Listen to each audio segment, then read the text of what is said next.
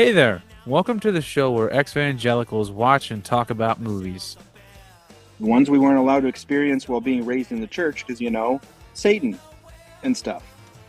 I'm Donovan, I am Zach, and Jesus stole our movies. so let's get together and make a little fake horse racket and steal this movie back. Did you get that? We good? No, I do not. I do not. What is that a Oh, that was reference The to? Sting. The Sting The with Paul Sting? Never Robert heard of it. Redford. You never seen The Sting? Ooh, No, buddy. I don't even think I've ever actually seen Paul Newman in a movie. I just know he's an actor, man. Yeah, You I know what I get mean? that. No, I Is Paul understand. Newman in the Great Escape? No, that's Steve McQueen, which is another one of my favorites. You seen that one? Steve, the Great Escape? Yeah. Okay, cool, cool. No, you need to watch The Sting, buddy. That one's funny as hell and it's cool and the way they pull off like the little like jobs and stuff. Oh, it's so cool. Robert Redford and Paul Newman. Make sure you watch that. I thought Clint Anyway, Eastwood was in the Great Escape. not Steve McQueen. What? Remember those blue eyes anywhere. And all these years. That's wild to me. They're older white men. They're interchangeable as Yeah. far as I'm concerned. What was me and Stevie were watching a movie, just hanging out, and Stevie being my sister, I do the escapist room with, and we were just watching whatever generic B-50s movie, and she's like, "Who is this guy?" And I'm like, "Dude, I don't know. All these white people look the same to me." And like, it's in the 50s and like early 60s, so Right. monoculture, so like nobody Hmm. had a different haircut. Everybody's wearing the same suit. It's in black and white, so you can't even like judge Right. on like hair color, and you're like, oh, They all it's just talk the same too, that weird like mhm. mid-Atlantic Pacific kind of, hey there, darling. Mid-Atlantic accent. Yeah, hey, how you doing? Oh, yeah, Everybody everyone talks sounds like that. like Catherine O'Hara. Yeah, yeah. Well, So, Zach, what movie are we talking about today, buddy? this week we are talking about one of my favorite things in the world, Uh-huh, what's that? Power Rangers. Hell yeah, buddy. But which Power Rangers are we talking about? We're talking about the 1995. Um, we're talking about the 1995 film TV adaptation of Mighty Morphin Power Rangers. Yep, Uh, there you Mighty go. Morphin Power Rangers, the movie. Hell yeah, man. We're talking Tommy. We're talking Rocky. We're talking Adam. We're talking. Oh, Zach's not in this. I am. I'm here. Not that Zach, you ding dong. Oh. Oh shit. Yeah, yeah, yeah. We don't have Walter Jones. We don't have Zoe Trang, which I Who? think this was like I think she was still alive at this point. I don't think they just didn't sign her up. But we'll talk about the production and the weirdness of this Right. movie as we go. I was just trying to be cool and so that I know the names, and then I made it into a sad corner. Yeah. That's what I tend to do. Hey, look, I'm gonna flex a muscle. What? Everyone's crying. But Hey, you anyway, guys like Power Rangers? Yeah, the Yellow Ranger was my favorite. Hey, did you know oh, she's dead? You hey, fucking piece oh, of shit. you like the Yellow Ranger? Oh Oh no. boy, I have a nice little surprise for you. He just shows up every time there's something sad to say. Yeah, right. Every time someone starts talking about something they enjoy. You know, my favorite person in Beetlejuice was the dad. He was really funny. Oh, was he now? You want to Peter know Lorre why he's not in the second one? Peter Lorre shows up and tells you just like how much of a scumbag Austin St. John is. Oh no, yeah, right. Uh, Make the Rangers great again. Jesus Christ, Red Ranger indeed. Fuck off. Oh yeah, Oh, that was very sad. now that you mention it, Huh? now that you mention it, What happened? this What I is do? this is the first time that we have recorded since Oh the election. man, yeah. See, you can't really make that joke anymore because it's real again. Yeah. Oh God. So it just I don't know, man. Anybody listening, we want to try our best to be as good of humans as possible. and we want to try our best to make a safe place for everybody that might not feel very safe right now. I know that coming from two bearded white men in their mid 30s might not sound like much, but you know, it's a weird time, and Mm-hmm. it's a scary time for a lot of people. And if you want to come and talk goofs with us and listen to us make silly voices and bad jokes about things that we may or may not love or not even know what the heck's going on, Mm-hmm. just come and take an hour or so with us, and we're going to try to make it a spot where you can just have a fun time. But Hell yeah. We also you can also reach out to us if you'd like on our Instagram. It's just Jesus.stole. You can hang yeah, out with us over there and reach out to mhm. us if you'd like to talk about anything. We're here for that. And once we get a few more episodes under our belt, we are going to want to like have people on the show and like make this a better, we're just trying to get some reps in so we know what things look like. Hmm. And I'd like to get other voices in so it's not just two, you know, old, two old crusty, middle-aged white men talking What? about like shit from the 90s. You know what I mean? What's wrong? You say that like there's too many of it already. I mean, I would really like to have more diverse voices. I mean, Oh, a lot of absolutely, movies man. aren't really very diverse, but still, Well, we if want you to think hear from about it though, everybody. right? And also, well, there's a lot of movies made for specific audiences as well, and meant to be perceived by specific people that we're not going to pick up certain things and nuances on. So, I feel Mhm. you, man. So, Absolutely. that being Lastly, said, let me can let I? me just let me just tag on to one thing really quick. What you were just saying. I just want to say that regardless of what's going on right now and what happens in the next few years, months, weeks, days, just remember to be true to you and don't let anyone tell you any different. You are beautiful the way you are. You're perfect the way you are, and no one knows you better than you. And if you finally found who you are, stay true to that. Or if you're still looking, continue. Just find the right crowd that's out there and they'll help you, they'll support you. You're not alone. And just don't let people put out your spark because Yeah, it's there and it fucking matters. It's yep, brighter. The world's brighter with it, with you. So fucking yep, keep going, buddy. That's it. I love you all. That's it, you yeah, know, because I know it's hard to channel that energy right now. And like you said, we're two, cis white dudes, so it's hard to really try to put our voices into this. That's why is the main thing I want to do with it is just try to be positive with that, you know what I yep, mean? absolutely, Because I don't want to tell people what to do, because there's enough white dudes telling people what to do right now. absolutely. If somebody wants to listen to us be silly, they're welcome to listen to us be silly. And somebody wants to listen to us talk about how, the church is weird, it's a great time to listen about how the church is weird and fucked up. So Hell yeah, man. Let's make fun of that. let's make fun And of that. just, So, yeah. speaking of which, Power Rangers. Were you allowed to watch Power Rangers when you were a kid? Yes and no. This was one of those things where my dad would be cool with it, but then if he would sit down and watch it with me, he'd be like, "This is too violent," and like I wasn't allowed to watch it for like a couple weeks, and then he didn't care again, you know. Hmm. So it was touch and go, and I watched it religiously at my grandmother's house when she babysat me because she didn't care as much. What about you? Uh, Absolutely not. No way at all in the world. Power Rangers was so like such a huge cultural thing. And anybody that is listening that wasn't like alive at that time or doesn't really understand, Power Rangers changed the entire way that American TV did business. Toys, Yeah, producing the television program, like down to behind the scenes stuff. It did everything completely different. It completely shook production of television and how you present children's television programs. hmm, Um, and it was a cultural touchstone.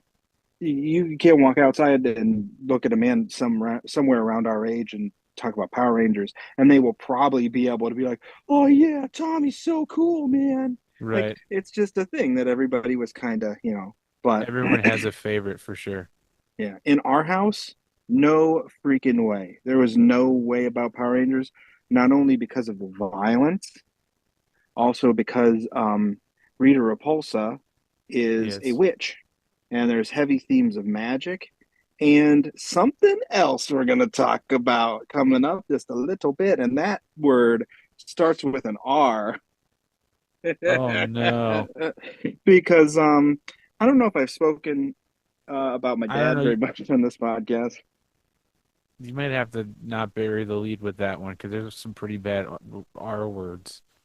Um, so weird fucked up shit my father actually said. Ooh, Okay. I love this stuff. The they in this sentence is Japanese people. So they couldn't beat us in World War II, so now they're going to send their culture over here to brainwash our children. No. Because who knows what kind of fucked up InfoWars ass shit my dad was watching or listening to. Because, um, as you may not know, because apparently some people don't know this, you know this, but some people may not know this. Mighty Morphin Power Rangers is an American adaptation of a Japanese television series called Super Sentai Zyuranger. Mhm. And Super Sentai had been running, and I'm not gonna nerd out over this shit because I know way too much about this crap. There Yeah. has been a Super Oh. Sentai show on television since 1973, Mhm. largely because of Stan Lee. If we want to get into it, but that's way background stuff.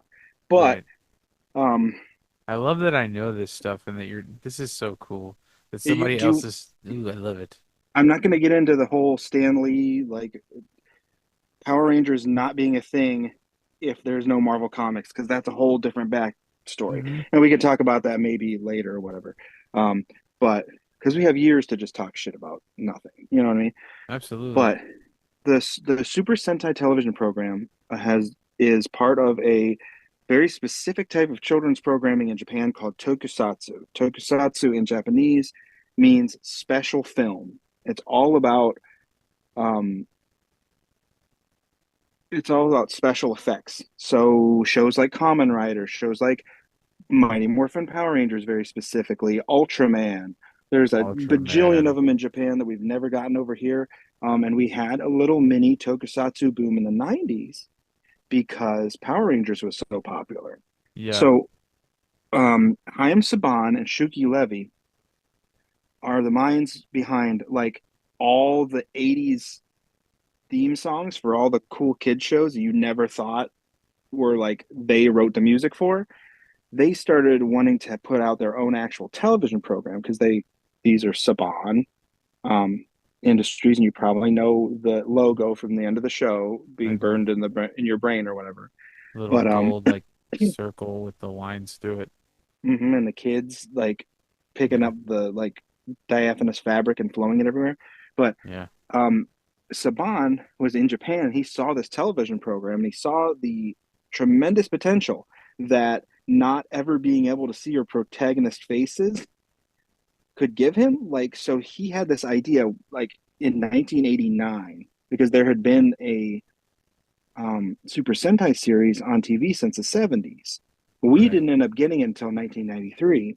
He took the 1991 series Zyuranger and brought it to American television and say, hey, look, we can literally just take this footage and plaster like English actors or anybody else we want to over top and dub everything in. We can Right. just steal this footage wholesale, and that's what they did. Nobody would accept. He went to so many different production companies, and so many different not production companies, so many different stations and like networks and stuff, and they all Right. turned him down because they thought it was crazy.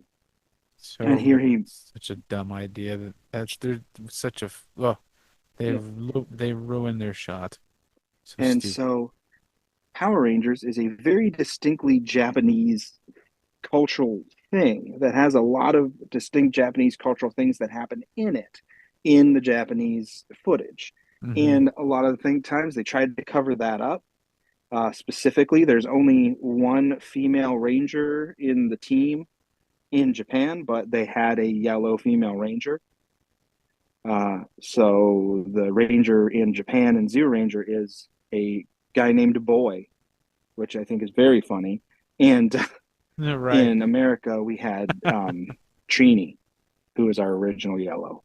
But Right. they've been doing the same thing as Japan's been doing for the past 30 years, having a new Power Ranger series every year.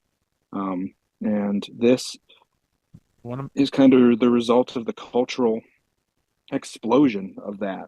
I know I was right. originally talking about my dad, but yeah, it was definitely because there was a heavy Japanese cultural bent to it. Hmm. Because like when manga first started getting popular in America, like you would not even believe, my dad would get got all hype and whatever, Oh like not man. screaming, but like getting upset about, like oh, they're just bringing in their culture and all this. Like, dude, who is there? What are you talking about? Like, people just want to sell toys. That's literally all this is. You know what I mean? Hey Um, man, that racism was gone through the church with like like a virus. It just oh yeah, basically was like which background is your father gonna pick to be racist against? It's gonna be one of them, but which one? You know what I mean? yeah. Oh, It's so there's also this thing that like I don't think a lot of people talk about, and I know some shows that some podcasts that really get into the weeds yeah, of gross evangelical shit. Talk about this. We have not talked about it yet, but in in certain denominations and pretty much Christianity, common general, there is a rejection of any type of Eastern philosophy. okay, Um, and when don't know how many times I could tell you being in church and hearing um, that whole idea that any other religion is sacrilege and any other religion right, is just a satanic lie. yep, That applies to things like Buddhism or Sikhs or Hinduism or literally any other religion. Um, yeah, so famously back in the day and now because people are realizing that it's not that, but like back in the day, yoga was even considered like, oh, you're gonna yes, let something in. Everybody's so worried about this spiritual warfare and yeah, opening yourself to Eastern philosophy um, would allow demons to crawl up your beehole, apparently. oh So yeah. whatever. So I My don't know what that has to do with Power Rangers, but whatever. my father was super into that as well, especially with the poses and stuff. He's like, you don't know what that one's called, but that one opens a portal to blah blah blah, and makes Oh you my more God. relaxed and susceptible to demons. And I was like, what are you talking about? That's called Downward Dog because it's about the hounds of hell, something like that. It sounds silly, but that's so insidious. And you see And it's real. how, and we can sit here and laugh at it because we're like semi-educated people, but look at what happened in the fucking presidential election where people literally think that Tucker Yeah. Carlson got attacked by demons. And like, Hey, sorry, brother, there's no fucking demons. he You dumb did, shit. man. He peed himself too. And like, It's like I Tommy don't know. Boy, where he's like, I got the chocolate pudding in my pants. There was no chocolate pudding There's in a truck. there. Oh man, The I got the bowl of demon peed chocolate all pudding over over. me.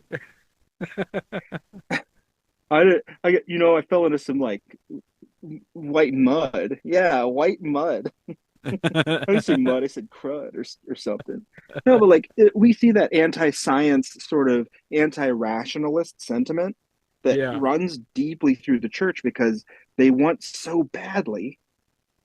And this may be a blanket statement, it might be a little bit of a generalization, but I have not physically, I have experienced this. I have experienced that idea of these people wanting to be the hero of the story so badly that they're Yep. going to tilt the story to be about them versus a cosmic existential evil. You know what I mean?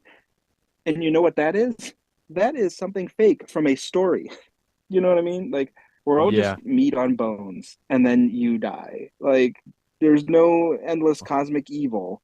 Like Well, somebody was just on the Lovecraft shit before Lovecraft, like 1,000 years, and like now we're all yeah. being forced to fucking live through somebody thinking that Hillary Clinton drinks baby blood or whatever the fucking bullshit that You is. You show know what me I she mean? does it. You show me she does it. No, I was just kidding. Dude. I was just kidding. Um, No, I was but gonna yeah, say, but I think you hit the nail on the head though with what you said though, is like how these people not only just want them to be like the savior in their own story, they just need themselves to be so they have a purpose. If they're not and they don't have a purpose, then they're lost, you know? right. Same shit There's with like they have to believe in this because if they don't even have morals. which is wild to me. Like you need a book from the Bronze Age to tell Hmm. you what is right and wrong. You know, like that morality shouldn't be dependent upon punishment. Oh, hell no. You know what I mean? Because then Like it's not there, morale. It's you looking out for your own ass. right? And so that stuff, Morals. Jesus. I know what you meant, but like that stuff really is heavy duty evangelical, and there's, and again, I'm not trying to be, all churches. I am because that's how I feel. But I want to make it very I clear feel that you. there are churches out there that go out of their way. There's specific teachers and pastors that go out of their way to actually have compassion and teach people about, reaching out and whatever. Again, we can say that a lot of like homeless outreach through Christian ministries is just indoctrination again and pushing their message on people again, Right. but whatever. But Power Rangers specifically, was not expecting to get this into the weeds about Power Rangers. You know what I I was, mean? honestly. Um, I could completely see why a parent wouldn't want their kid to watch this. Because it is just Get punch, out punch, of punch. town. You know what I Get out mean? of town. The other stuff that it's couched in, like all that weird ancillary stuff we talked about, that's going overboard. Like Rita Repulsa is a witch, so kids should not be exposed to witchcraft. Okay, But sure, but she is coded definitely the villain. You know what I mean? It's not Zed's kind of fucking scary, though. He looks like a weird brain. who. Lord Zed. Lord Zed, yeah, man. Lord Zed is Nago. I noticed that. Yeah, I was like, How- this man is naked and he looks like a ball sack. He's a skinned body, which is a little gross. But His head was looks like balls. it's an exposed brain. It's balls.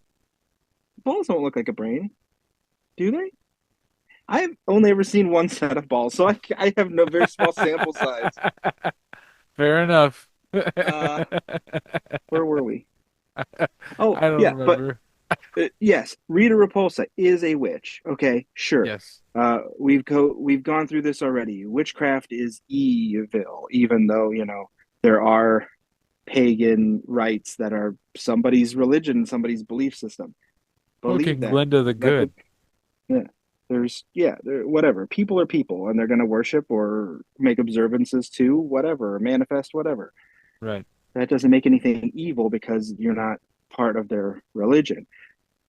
Also, Rita, being a witch, is coded as the bad guy. So it's not like the kids are being taught, you know, for witchcraft or anything.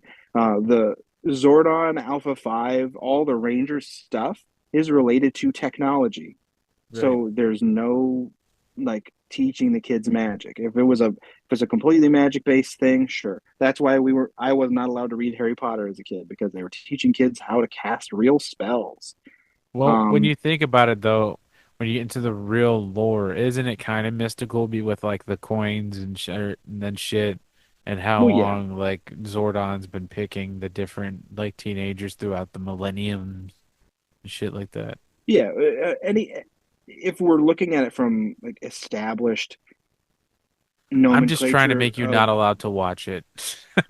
established nomenclature of like fantasy and science fiction, Power Rangers firmly falls into science fantasy because Right. there's a lot of magic and science happening at the same time. There's a lot of Right. unexplainable things, but I don't. So yeah, I don't really see. and again, Power Rangers is fucking rad. Want I want to go out here and say I love Power Rangers. I was not allowed to watch Power Rangers as a kid. It was definitely an embargo on me, Yeah, on our house, because principally probably because of the violence, also because of how Japanesey it was. Um, and which is weird super because unfortunate. we had Asian people in our church, like we talked about earlier. There were Asian people, there were Puerto Rican people, there were Black people, there's people of all kinds of stripes in our church. They're like, it was kind of a the only progressive thing about the church was it was like kind of super anti-racist, um, because everybody was welcome. Right. But like, you're going to go to church and be fine with somebody, and then turn around and say they want to take over our culture, even though not all Asian people are Japanese. Don't think I'm saying that, but like, I don't know. That seems very church people-y to me. Turning around after you leave somebody and just judging them.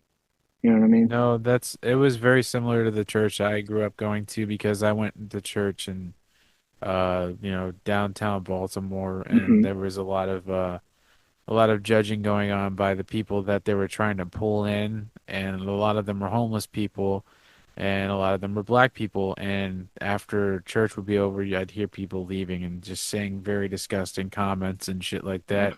After we were just helping them have a breakfast and stuff, it didn't make sense at all. So I know Yeah, what you're that's no talking good. about. Unfortunately, I feel like that's a pretty popular thing amongst a lot of churches because I feel like I've talked to a lot of people that have deconstructed and are like, oh yeah, unfortunately, same thing. You know what I mean? Mhm. It sucks. It's disgusting. In the house of the Uh, Lord. House of the Lord, house of the Lord, everybody's welcome. There's, come unto Jesus, come as you are, unless you're not like us and whatever. Um, the Yep. and I'll probably, I don't need to mention this now because I'll probably mention it later. You could probably cut this, but I don't know if I've ever told you this, Donovan. It doesn't have to Uh, make it in the episode. My dad was such a wild, authoritarian, like conservative that one time I bought an English copy of the Quran because I wanted to understand what Islam was like. Like I yeah. just wanted to learn. And I almost got my ass put on the street as like a 17-year-old kid. Like Yeah, man. because my dad like flipping out, like, how dare you bring this in my house, all this shit. And I'm like, dude, I'm just trying to understand. Like this is, you know, I don't know if you thought I was gonna try to convert to Islam, which I obviously have not done and did not do, but Right, you were just curious, right? fucking And that relax. was I understand. I remember mentioning something like that to my father once, like mentioning reading other Bibles and reading other like books about other religions and faiths, and Hmm. he fucking snapped on me just the idea of it. And when I got older and was started deconstructing, I realized that that was one of the things that our churches and stuff do is manipulation because they realize if we start reading other shit, we're gonna be like, oh, that's what I'm doing's not good. You know what I mean? And then Right. we're like, we'll open our eyes and shit.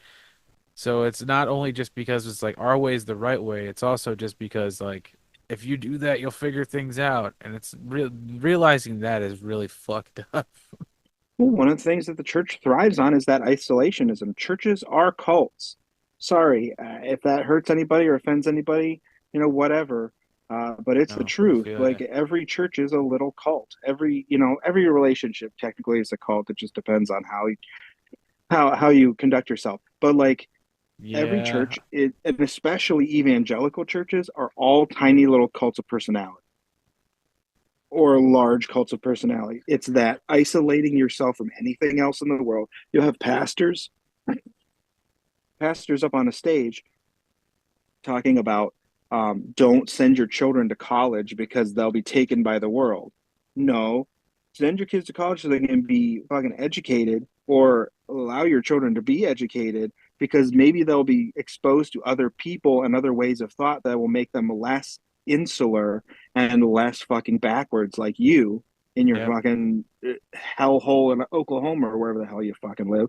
The that idea of the world is against us, that idea of we have to maintain our thought process is gross. Yes, you go to college, you go out in the world, you go move to the big city to be exposed to other people, other languages, other cultures, so you can grow and do a little bit better Right. and be nicer. Learn other strategies on how to make the world a better place. You know what I mean? Like, Yep. but I did do a little looking around to see what uh, church websites or thought at the time was about Power Rangers from a church perspective. Yeah. And I found this little nugget. This is a quote from the Dove Foundation website. And tell me if you've been personally affected by things like this, Donovan.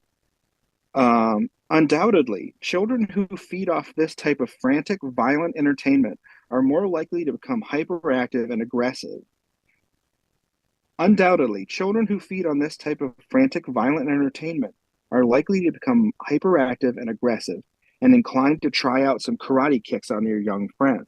There should be a warning on this movie that it could be harmful to your child's mental health. God damn. They weren't holding back on their punches. They were like, it's Morphin time. Yeah, dude. I'm sure that's probably why my mom didn't want me to watch it because I was just run around and like Oh, drop come kick on. people and shit. But But when you're little, that's like part of growing up, roughhousing a little bit and like mm, doing dumb shit, you know. Thankfully, my parents had moments where they were not watching me at all. I was alone a lot, so I was constantly doing this shit. Between this and Ninja Turtles, dude, I was fucking shit up. so I was uh, roundhousing everything and yelling shit. Cowabunga! Just, it's morphin time. Crash. So I so get what you're saying.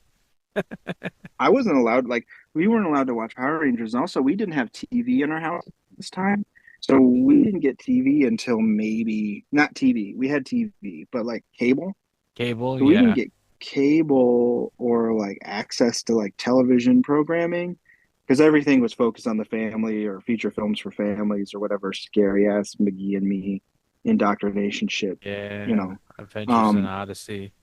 yeah, we didn't get cable until 98, Oh boy. 99. I think it was 99 because it was right around when Phantom Menace came out. Yeah. Yeah. So 99. So yeah, 98. Yeah, somewhere around there. And I'm 99% sure it was like just so my dad could watch Star Trek. Yeah, it's But funny how that stuff works out. and so like when my mom would take my sister to school, like she would take my sister to school because my school started later. I would run into her room and they had a passcode on their TV that me and my sister knew Yeah. the passcode to. And they thought we didn't know the passcode. We would run in, use the passcode on the TV to turn on their cable that we couldn't watch any other times they were there. And I would turn on Power Rangers and Hell watch. yeah. And I believe at that time it was Lost Galaxy. So that's like what Lost Galaxy is like my favorite Power Rangers season. I got you. Um, and fun fact, Lost Galaxy used props from Starship Troopers Oh, heavily snap. in the production. And that was pretty cool, which I did not know until I watched Starship Troopers later. I'm like, oh, they stole the armor from Power Rangers Lost Galaxy. No, you silly little man. Backwards. Is But that the one with the dude where the Red Ranger has long hair? been a lot of Red Rangers, pal. I I know, but no it Red was like the Ranger in first Lost Red Galaxy. Ranger. No, that's Leo. He doesn't have long hair. Okay, I think okay. You know which one I'm you. talking about though, right? There's like a space one where there's a Red Ranger. He's got Yeah, red that's blonde hair. I mean, long Power blonde Rangers. hair. Yeah, that's Andros. He's the Red Power Ranger for in space. It's just in space. Yeah, my bad. I was like, remember Yeah, that one where it's in space? Like, yeah, that's Power Rangers in space, buddy. one of my favorite Megazords. So yeah, Well, that let's was the talk about last the thing movie. I was gonna say really quick before we moved on was when you were talking about the Japanese influences and stuff. That was always the biggest one that struck me was the all the like Zord fights and shit like that was like it was Hmm. very obvious it was the same kind of shit with like all the like kaiju movies and stuff from Japan, and I fucking loved that. I always Oh thought that yeah. was so cool. So to like be able like For some reason, like it just, I don't know, just the way it all looked, all the miniatures, and you could tell it was a dude Yep. in a suit. I was like, this is just so Well, awesome. well, yeah. So here's my question, and I can't ask him obviously because he's passed. But if my dad had such a problem with Japanese people impregnating America with their culture, why did he love Godzilla so much? It was one of those weird, inexplicable, you get a pass things. Because like my Yep. and I would go to the video store and rent Godzilla movies when you could get like 10-cent rentals, like Yeah. 25-cent rentals, and we just like watch Godzilla movies and like freak out and have fun. Because my dad loved miniatures, and I would build Yeah, man. dioramas with my dad all the That's time. It so was like cool. one of those things, and that idea of a dude in a suit stomping through a miniature city is so fucking cool. And Right, we don't man. get that in this movie. I was so disappointed, so disappointed. Well, you kind of Um, do, but not the way we want. Not the way we want. Because Right, I not love at giant all. robots and giant monsters. Like I fucking like that's my favorite thing. Giant monsters, giant robots, and people in cool ass costumes beating the shit out of each other. We get plenty of that in this movie. See, the reason I know that I love that as well is that I love Pacific Rim, and you know how like Hmm. water monsters absolutely terrify me. I can Hmm. watch Pacific Rim because my mind goes to that for some reason. It switches to like the whole old kaiju monster movie things, and I think it's just the way that Del Toro does it. But I can watch that movie for some reason, totally fine. Pacific Rim is one of my top five movies of all time. I Oh, love it's that fucking so movie. good. I have never watched the second one just because I don't think I Oh, it's can. not. Don't listen to these clowns, man. It's not that fucking bad. It's Really? not that bad. I like I'm the sorry. actors in it, but I was always like, eh. It's not as bad nearly as you sorry, but the attraction. There's two attractions there. First attraction, giant freaking robots. Second attraction, Del Toro, right? Yeah, Like it's not Del Toro-y at all. It's very, very different, but there's that's my way worry. cooler robots and very, very interesting ideas. Like I it's worth just a watch. I just love Del Toro's style so much. It's like Yeah. Like neon and wet and it's so cool. grimy and lived in. Um, Love it. I have long asserted that Guillermo del Toro should direct a live action Samurai Jack series. But Ooh, that'd be cool. yeah. I always thought that he should Yeah, do a think about Pinocchio, that. and Okay. then he did, and it made me And bawl yeah, like and a it's fucking fucking baby. incredible. Oh my Mm-hmm. God. That's like Oh everything my I ever God. wanted. That movie like filled a hole in my fucking soul. Oh Oh, I my love that God, movie it's so so. great. So yeah, stop Um, listening to this and go watch Guillermo del Toro's Pinocchio. just go watch Guillermo del Toro movies. Like, just go. Just leave. Don't listen to us. Even the ones he Um, produced, The Orphanage. Oh my God. I've Have never you seen seen that. that? Oh my God, No. you got to watch that. It's another Spanish horror movie. Like not it's not even technically horror, it's just supernatural and dramatic and he produced Mm, it. It's so good.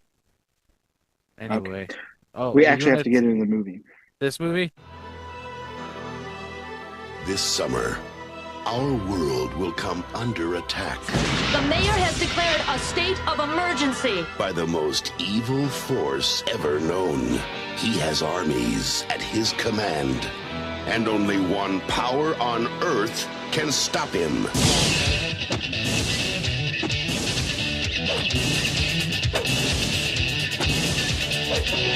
Welcome to my nightmare. Now, the ultimate adventure begins.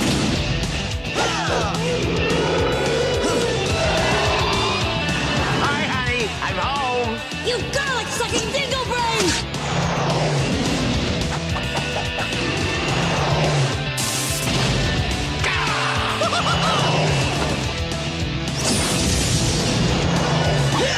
We're the Power Rangers. Ooh, where's my autograph book?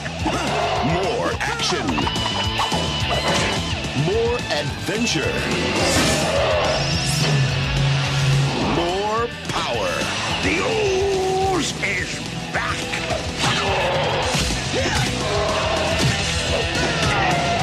Use, you lose. Mighty Morphin Power Rangers, the movie. This movie happens between the first and second seasons of Power Rangers. going from Super Sentai Zeo Ranger to robots and scenes cut from Super Sentai Kaku Ranger, and but using the suits from Super Sentai Die Ranger. It's a whole thing. It's a fucking whole thing. So the White Ranger does not exist in Zeo Ranger. The White Ranger is Right. from Die Ranger, but they never used any of the other suits from Die Ranger, even though the suits are pretty cool. So they used Megazords like the White Tiger Megazord and the Thunder Yeah. Megazords. Yeah. Those are all from Die Ranger. So we're between seasons 1 and 2. We're going to season 3. And season 3 sees a little bit of a difference when we get the Ninja Megazords and all the stuff. Right. And this movie explained how we get Ninja Megazords and the Ninja powers. But as soon as they were done with this movie, they were in production for season 3 of the show, at which time they had a different origin for the Ninja powers and the Ninja What? Megazord. That's So, stupid. yeah. So this movie is technically not canon. That's why I always figured. I always kind of wondered that, but I never could figure out where it like fit into the show. So Mhm. to hear you explain it like that kind of makes me feel a little bit better because I always thought that. And I believe, because I haven't read it yet, but I believe in some of the comics, like the Shattered Grid Multiverse Power Rangers from Boom Yeah. Studios, there is an actual alternate universe where this Ranger team meets the mainline universe Ranger team. So, The like, ninja it's a whole, ones? no, Oh, you like mean the the ones from the Mighty movie? Morphins. So there's movie Mighty Morphins and um, TV Mighty Morphins in the That comic makes books. yeah, that makes so much sense that there'd be like a different like universe version because like the Mhm. suits in the movie are different. They just seem different. Yeah, that's Yeah. interesting. So we open our film on an opening text crawl explaining the premise of Power Rangers in case anybody didn't know. But in this opening text crawl, they mess up their own lore, saying Zordon recruited 16s when originally he only recruited 5 because Yep, Tommy joins later. yep, yep. I'm like, you got your own lore wrong in the opening text crawl. Come on, come on. And they changed it. He said just 5. He's these 5 teenagers. They cut out the teenagers with attitude because originally Zordon says, "Alpha, find me 5 teenagers with attitude." With And like, attitude. that's such a '90s thing to say. But like, that's another reason my mom would not have let me watch the show. It's like attitude, rebellion, rebellious teens. Oh, these teens with all this attitude that volunteer for every charity and do everything for all the kids in their neighborhood. Those kinds of teens that are so bad. That are like the neighborhood big brother and big sister to all the children. Every single child. And yeah, we weren't allowed to watch Rugrats either because Angelica was so rebellious. And rebellion is the God same thing as damn, really? witchcraft, right? Oh yeah, dude. Yeah, Rugrats, huh? Um, And then we see the most extreme '90s extreme teens ever, just out here being all extreme, baby. They're getting ready to skydive because it's so fucking extreme. That was so 90s though. You're so right about that. Like even like when they did an extremely goofy movie that came out, it was all about Mm-hmm, Max trying to do the X Games. You mm-hmm, had Brink on the Disney Channel. There was mm-hmm. just so much of that shit everywhere, man. Yeah. And nobody listening to this can see it, but in my notes, every time I put the word extreme, it's an X and then treem instead of the word extreme because that's how you fucking say it in 1992. Hell yeah. 95. Extreme. This movie came out in 95, so technically 95, but still. Yeah, isn't that also the same year Toy Story came out? Mm-hmm. So think about that when we get to these special effects. Just saying. Oh yeah.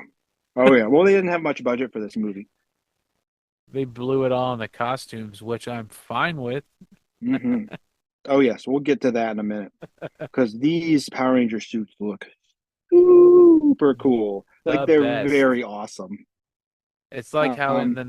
the the it's like how in the 90s Ninja Turtles movies, those suits will always be the best interpretation of Ninja Turtles. Those suits will always be the best Power Ranger suits, in my opinion. Mhm. Yeah. I. Yeah. Even this Power Rangers team is not my favorite Ranger team. Like all these people have nostalgia for Mighty Morphin. I wasn't allowed to watch Mighty Morphin, so I don't have a ton of nostalgia for it. Like, but these are the best looking Power Ranger suits. I'll tell you. I mean, I like Lost Galaxy. I like Wild Force. I'm a big Ninja Storm fan. But Uh-huh. like, these are the coolest looking Power Rangers we've had.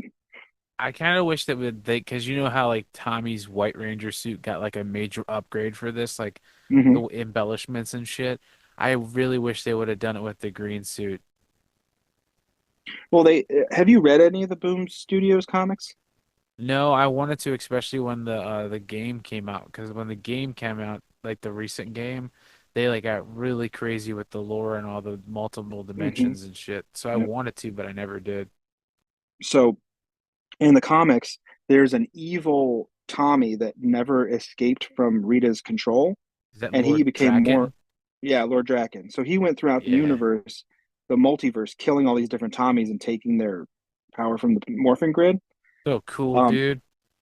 and the suit for the Green Ranger in the comic books is actually designed off of a fan cosplay that upgraded the Green Ranger suit so well that they just integrated it as part of canon to the Ah, that's so cool. franchise. And so the Green Ranger helmet has like this cool golden flare on it, and That's the fucking the dope. power shield looks different, and there's more detail to the costume. It's a very, very cool. But I've always liked the green one more than the white one. I mean, it's just something about it. I love it, man. Especially when he got the collar on it. Tommy's fine, I guess. Everybody loves Tommy because No, he's I like don't the love special Tommy. I guy. love Tommy's suit. I think I would say for sixth for Mighty Morphin, the White Ranger I like a little better than the green. But I feel you, man. I just don't know. I think just the way that the green shined, I loved it. mm, I like Anyway, Saba.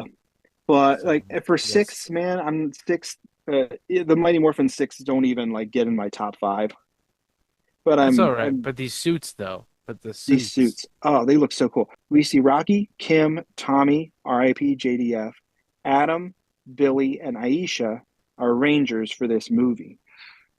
Aisha and Adam are new, as well as Rocky is also new. Austin St. John wanted more money. Walter Jones wasn't invited back, and Thuy Trang also wanted more money because guess what, Donovan? Big surprise! Mighty Morphin Power Rangers was run as a non-union show, so What? the poor actors were making less than minimum wage, That's while fucking insane. the producers are raking in literally the most money ever. Because this show was immediately a hit. Yeah, and it made so much money. Because the toys alone, oh my fucking God. Oh my God, yeah. And then Inexplicable. gotta say, this Rocky, my favorite. I didn't And like Austin Adam, St. John as Rocky, but as soon as this version came in, this Rocky was my favorite character. Austin St. John was Jason. Yeah, that's it. Goddamn. See, I've done that the like my whole fucking life.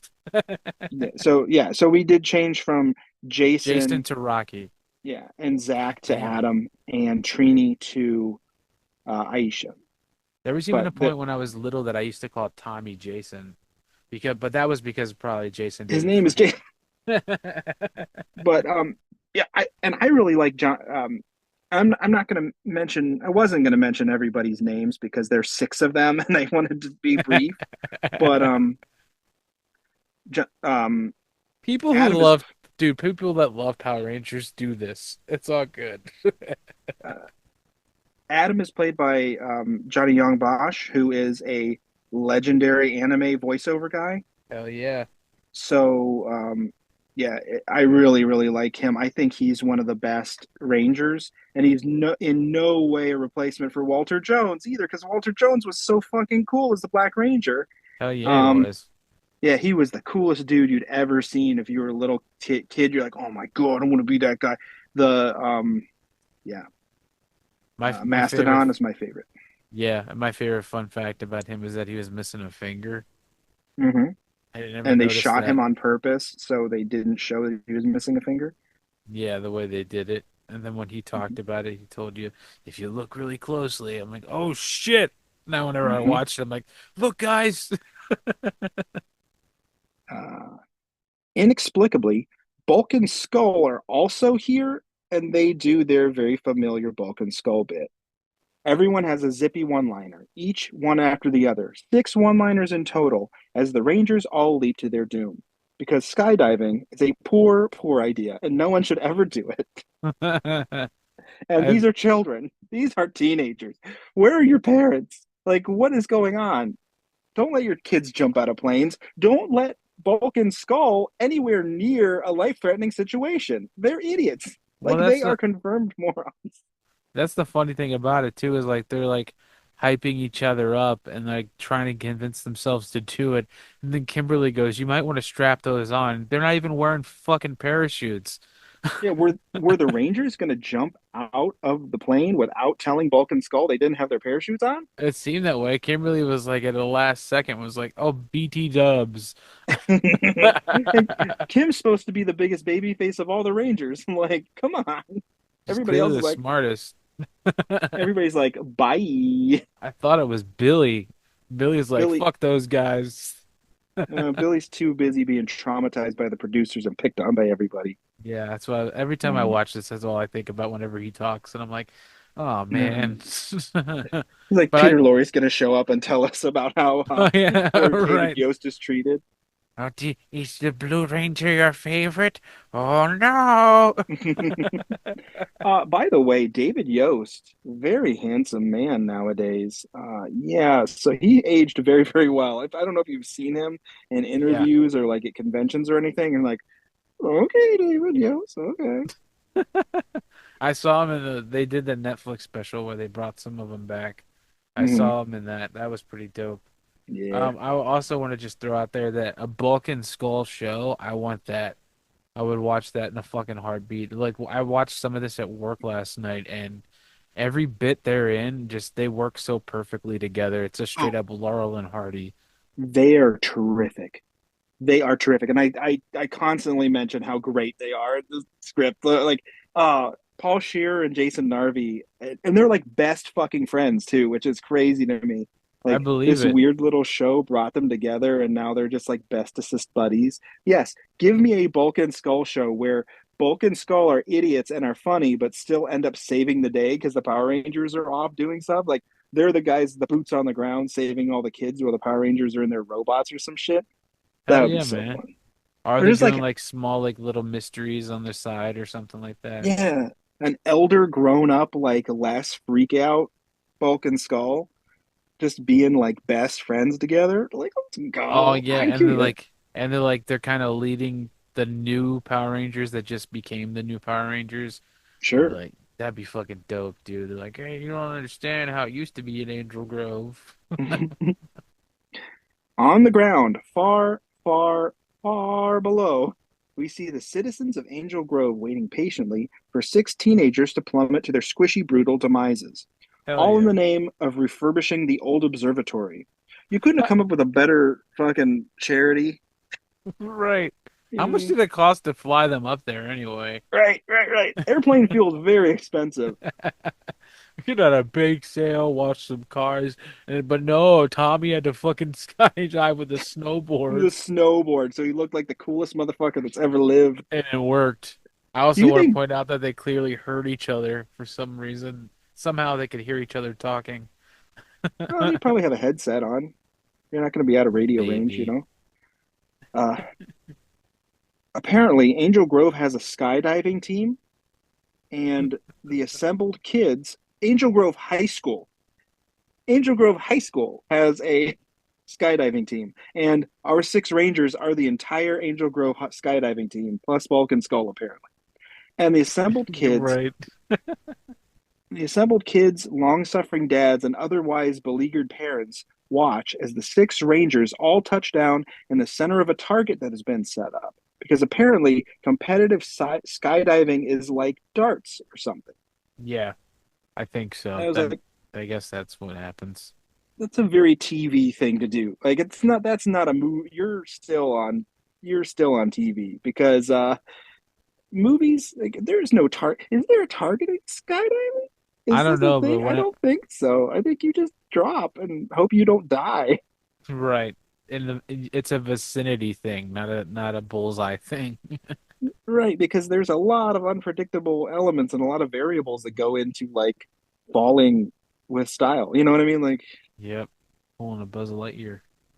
some little kid ought to some little kid idolizes Tommy Oliver, go figure, and the Rangers, having completely now forgotten Bulk and Skull, head off on another totally sick, totally extreme, totally rad, very cool, extreme rollerblade run throughout the streets of Sydney Grove. I mean, Angel Grove, California, which very, very, very closely resembles Sydney, Australia in this movie Oh. I want because to they did point. shoot in Sydney. Oh, I didn't know that. I Mhm. want to point out that so far this movie's gone for about 4 minutes, and we're two dope ass songs into the soundtrack. Oh yeah, yeah. They have some really cool songs in the soundtrack. It's so fucking good. It starts off with fucking what is it? Which one's the first one? Isn't it Higher Ground by Red Hot Chili Peppers? And then after No, that it's Free Ride. yeah, it's so weird because no, they do free ride first, right? Is it? No, Maybe. they skydive to Red Hot Chili Peppers. Okay, Higher yeah, I have Ground. the note about yeah, I have the note about thing. Yeah, yeah, Yeah. it's wild. And wait a It's a come on and take a free ride. And then they're just fucking second. bantering it up and then saying all these little quips. And that part where they go down the stairs where it's like I was like, Yep, these are the coolest fucking people. they hoop.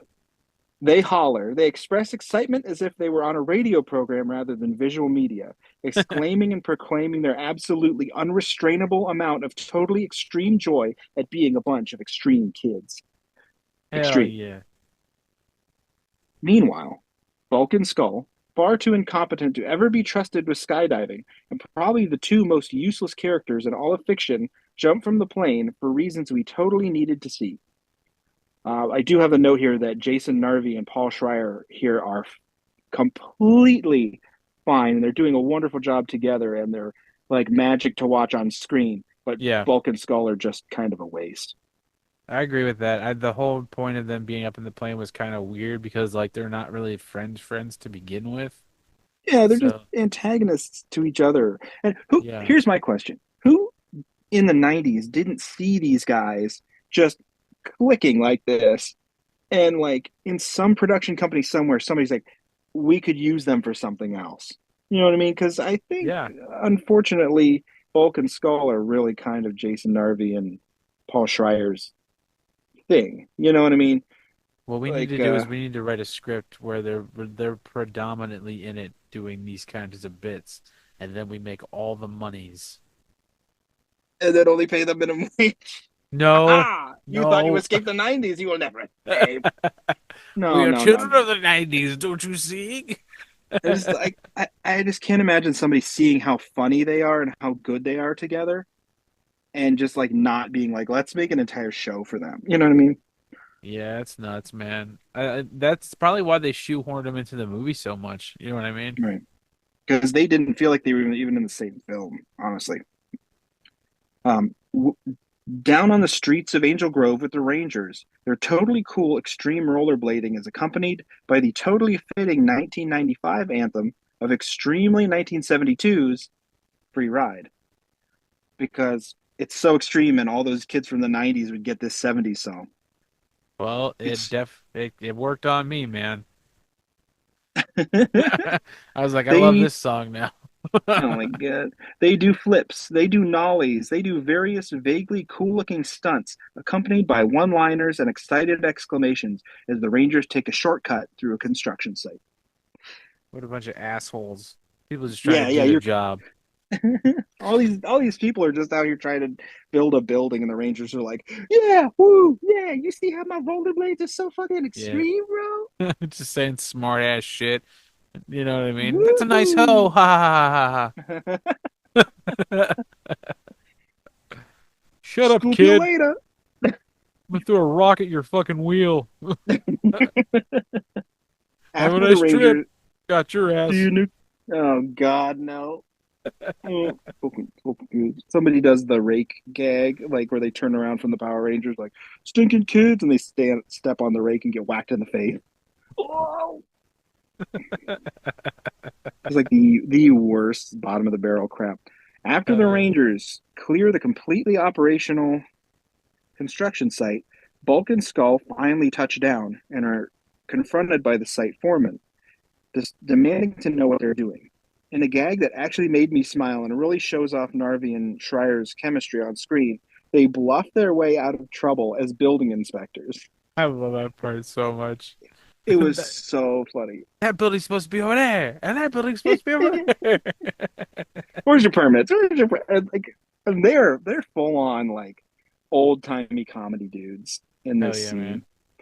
Before I the want to speak workers to who's in charge. and Skull, is it Bulk or Skull? One of these guys has the coolest fucking skydiving helmet ever with like the built-in mohawk for like rocket power. Like, yeah, Yeah, I dude, think this it's is so Skull. Yeah. cool. Before the workers can throw the goofballs out, someone calls the foreman away to look at something their excavation has unearthed. And there's some pretty funny stuff from the boys here as they just kind of escape from being Yeah. in trouble. Turns out the excavation has uncovered a huge metal disc in the form of a face covering something. When the disc is removed, a huge egg rises from the ground, grasped in a scorpion like talon. And my question to you, Donovan, is this: if Earth has been being attacked by aliens and demon monsters for 2 years at this point, wouldn't these dudes kind of understand not to fuck with this stuff? Like, cities are being destroyed. You're seeing giant monsters and giant robots on the streets of your cities, like on a weekly basis. And you want to be like, oh, what's this thing? Let's just open this thing. No, no, no, no, no, no, no, no, no, no, no, no, no. You call somebody and you say, hey, hey, can you get Right. those Power Rangers over here That's to that's that's my immediate thought as well. Is that they should have like right? a line straight to the Power Rangers at least for like weird giant eggs specifically because it's like a baby kaiju just like being yeah. No Right. thanks. Call the Weird Giant Egg hotline and just see if anyone can help you. Right, right. Hello. You got the Weird Giant Egg hotline. This is Bob. I can't come to the phone right now because there's a Weird Giant Egg over here in Kenosha, Wisconsin, and I gotta check it out. So leave me a message if you could. No, this You, time it's a purple one this time. oh no, I got a black giant egg over here. They're much more severe. I don't know Oh if the no. dragon's coming out or if it's gonna be a phoenix or if it's just gonna be just a penis with a face on it. I'm kind of terrified. It's just me, guys. They made a government agency for weird giant eggs, but it's just me. It's just Hey, fucking me. this is Phil over in Toledo. We got a yellow one. Oh no. Code yellow, yellow giant egg. When the foreman reaches out It's to like a touch the fucked up Easter over here. there's eggs everywhere. You get an egg, and you get an egg, and you get an egg.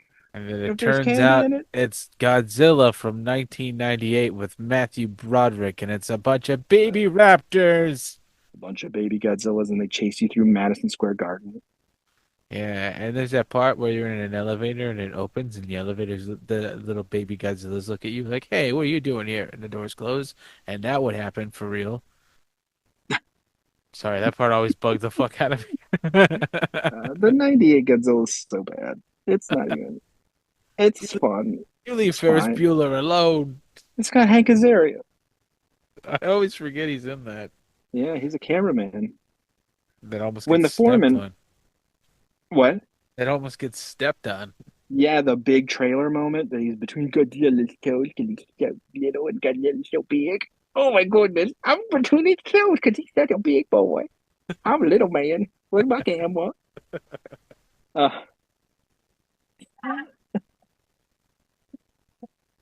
when the foreman reaches out to touch the orb, egg, oblate spheroid, whatever the hell it is, he gets zapped with purple lightning, flung to the ground, writhing in pain. Hell yeah. Because you shouldn't fuck with this stuff. You know that there's weird space wizards that are 10,000 years old who have giant robots. Like, come on. What are you doing? Come And on, then guys. the effects here though look like the TV show. They're really bad. Yeah. It's like like It wasn't fucking horrible. It MS was Paint fine. white lightning. It's not. We're going to talk about them not knowing their own lore in a second, which they fucked up in this movie, but whatever. Elsewhere, and I'm not even that big of a scholar of Mighty Morphin. Like I don't know this stuff that well, but it's like said in the show, and you just didn't do it, and it's your show. You wrote the fucking show. Like, what are you doing? Elsewhere, the Rangers are still shredding it up rocket power style when their Hell yeah. communicators buzz. Oh, Dressed you in mean like this? yeah, just like that. Wow. Oh my God. Production. Ooh. Rangers. There's a problem at the command center. Ay, ay, ay, Whoa. ay, ay. Spooty, spooty. What does he say? Daggett. I want to point out though that his name is Alpha 5, just like in Short Circuit, the robot's name is Johnny 5. Are these motherfuckers related? No, that Because would be so funny. we're The, cousins. what's I haven't ever seen Short Circuit. What's that about? Oh, you've never seen Short Circuit? Short Circuit No. is my shit, dude. It's about a robot that they build at like this science project and it gets struck by Mm-hmm. lightning and it becomes sentient. And Did he it's start killing people? no, it's like sweet and adorable and it's like a nice Oh, robot. And then in the second one, he gets sent to the city and he gets corrupted by a bunch of thugs. It's so good. oh wow. Sorry. I love Johnny Five. Corrupted by Like, Thug. he I'll does, have to man. watch it because I've never seen it. There's a part where, like, a bunch of, like, there's this gang that convinces him that, like, they're like, all these cars, we have to fix the stereos in them, but we can't get in the cars. So can you get them out for us? And then Johnny Five breaks in and steals all the radios. Oh no, that's so sad. Yeah, he thinks he did a good job. He's like, here you go, friends. You gotta watch it, man. So their communicators buzz, and dressed in bright whites and garish colors, looking like the world's most conspicuous pile of dirty rotten tryhards, these six rangers scuttle off into the trees at a park to communicate with Alpha and maintain their secret identities. Which we're not going to get into secret identities about Power Rangers because they're always fighting unmasked the putties and Right, the minions, and then they put their suits on. Like I would, that's one of the main things about Power Rangers and Super Sentai I do not like. I would really like them to actually try to maintain a secret identity, right. you I know, get what you're saying. and the idea of like how much how much power does the Morphin grid give a person if they're not in their Ranger costume? It's very, very flexible. I hear Like you. in the 2017 Power Rangers reboot, they made the kids like super strong outside of their suits, Yeah, but at the same time, they do have to put on the suit to access different technologies. That's the whole thing, and I don't think it's ever really been nailed down. I think they might have done it more in the comics, but right. because those Boom Studios Power Rangers comics are so fucking great. That's I like the gotta read best them. Power Rangers stuff. They're terrific. Oh, I have to read them. Daggett Beaver, oops, Alpha 5, summons them to the command center because did you know that's the same voice actor? I'm sure you noted that. Who? The voice actor that does Alpha 5 is the voice of Daggett Beaver from Angry Beavers. Oh, I didn't even clock that. Yeah. Oh Yeah. my God. Wow. Yeah. And I kept Damn. expecting him to say, Spooty, spoot, spoot, spoot. Big Butox. Um, Alpha summons them to the command center, and the Rangers teleport away, fading into day-glow streaks of light and hurtling across the sky because, anonymity. Yeah, right. I always wondered about that. I was like, there's nothing inconspicuous about that. It Right. always looked like those fucking weird infomercials of like the rainbow paint sponge things. Yeah, absolutely. You know what I'm gonna talk about? Sure, yeah. I totally forgot about that until you mentioned it. Oh man. I was like, that's how they This did this effect. this thing does one fucking thing. You can only do one thing with this object. Like that's all that as seen on TV crap, like all those kitchen gadgets that you can literally only do one thing with. Yeah. Draw a rainbow over and over and over. At the new, really nice looking command center set, Alpha frets over some piece of equipment and babbles some jargon, saying there's been a huge surge in evil energy. The new command center looks awesome. Hell yeah, it does. Yeah, Looks the set fucking looks so awesome. much better than the TV set. Like it's so good. It's Um, kind of reminiscent of the 66 Batman cave to me. Like oh yeah, yeah, all the like different beakers and lights and weird towers and shit. sure. So important thing about the not important thing, but interesting thing about the command center from Mighty Morphin Power Rangers, there is a building in like in Parma, technically, in the Cleveland area that is designed by the same designer that did that observatory in California that they used for the command center Yeah. exterior. And every time we drive past it, like we do DoorDash around there all the time, and every time we drive past it, I'm like, you're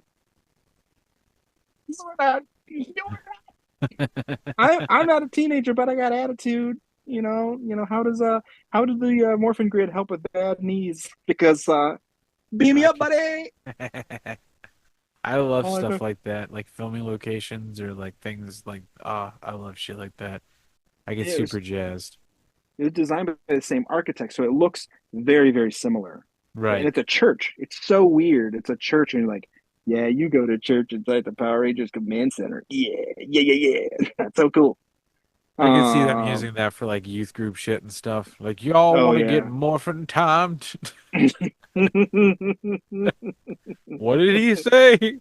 Oh, we about to get morphin time by Jesus. Sounds so gross. You know who else has attitude? Jesus Christ. Jesus Christ. You know who else can give you access to the Morphin Grid? And by Morphin Grid, I mean the power of God. Oh boy. Yeah.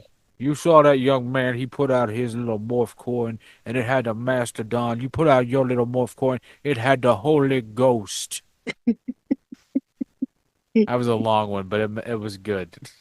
Uh, instead of Zordon, all I can see is white Jesus's face floating in a tube now. Oh God. Like, hey, hey, hi, hi, white Jesus. What wisdom do you have to say? Rangers, Rangers Rage. attacking the city. They are I need putting you to Rangers. They have set up shop in my temple. I need you to go stand around a flagpole and pray really obnoxiously and pretend you're not allowed to actually pray in school, even though you're allowed to pray in school. Rangers, I need you to make up lies about baby's blood.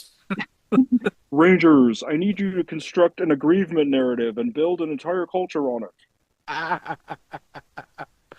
Rangers, I need you to make America great again. Oh no, no, no, no. It's real. It's too real. Get that Blue Ranger out of here. We need more Red Rangers. No. Oh, Zordon, I don't Oh, like you anymore. you ruined it. That's no fun. Oh, getting worse. Rangers. Rangers. Where are you going? Fuck this guy. I don't want superpowers. Rangers, you need to stick to the plan. Read this book. Wait, Rangers, read this book. It'll all be explained. I think we should go, you guys. Wait, no. Wait, you're Oh, not real. Oh, don't listen to him. You're gonna pay go to hell. no Wait, attention to the man behind the curtain. you don't exist at all. Wait, you guys, you guys, you guys. Oh. And they just turn the lights. Oh man, or someone turns him on. You just see as a guy behind a curtain. It's just Joel Osteen. He has a megaphone and a microphone. He's like just talking through the megaphone into the microphone. Uh, Oh, uh. definitely don't look in that hole in the wall where all the money's tucked. I mean, it's not. Whoa. I need those $1 trillion giant robots to spread the word of Jesus into all these gold watches. Uh, you guys. Can't forget about them gold watches. Rangers, I need you to completely cover up the systemic abuse of children in your institutions. Like every time that somebody's like anytime the Rangers are walking around and somebody says something racist, their communicator goes off. Wait a minute, why is that happening? Rangers, tell them I agree. What? No, sword on. Oh my god.